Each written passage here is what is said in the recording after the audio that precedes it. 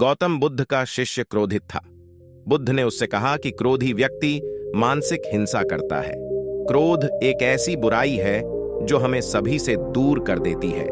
अगर क्रोध को काबू न किया जाए तो सब कुछ बर्बाद हो सकता है। गुस्सा काबू करने के लिए मौन धारण करना चाहिए और रोज ध्यान करना चाहिए। इस संबंध में गौतम बुद्ध की एक लोक कथा प्रचलित है। जानिए ये कथा के अनुसार एक दिन गौतम बुद्ध एकदम शांत होकर बैठे हुए थे। उन्हें इस अवस्था देखकर सभी शिष्यों को चिंता होने लगी। शिष्यों ने सोचा कि शायद तथागत का स्वास्थ्य ठीक नहीं है। तभी एक शिष्य ने उनसे पूछा कि आज आप मौन क्यों हैं?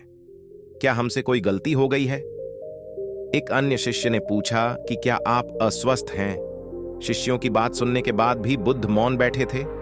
तभी एक शिष्य वहां आ पहुंचा।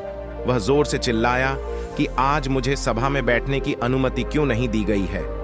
बुद्ध आंखें बंद करके ध्यान कर रहे थे। बुद्ध को ध्यान में बैठा देखकर वह शिष्य फिर से चिल्लाया कि मुझे प्रवेश की अनुमति क्यों नहीं दी गई? एक शिष्य ने बुद्ध से कहा कि कृपा कर उसे भी सभा में आने दीजिए। बुद्ध ने आंखें खोलीं और बोले कि नहीं, वह अछूत है, उसे आज्ञा नहीं दी जा सकती। ये सुनकर सभी शिष्यों हैरान हो गए। शिष्य बोले, हम जात पात का कोई भेद नहीं मानते, फिर वह अछूत कैसे हो गया? बुद्ध ने कहा कि आज वह क्रोधित होकर आया है। क्रोधी व्यक्ति मानसिक हिंसा करता है, इसलिए उसे कुछ समय एकांत में ही खड़ीडिए रहना चाहिए। क्रोधित शिष्य भी बुद्ध की बातें सुन रहा था। अब उसे खुद किए व्यवहार पर पछतावा होने लगा। क्रोधित शिष्य को समझ आ गया कि अहिंसा ही हमारा धर्म है। उसने बुद्ध के सामने संकल्प किया कि अब वह कभी क्रोध नहीं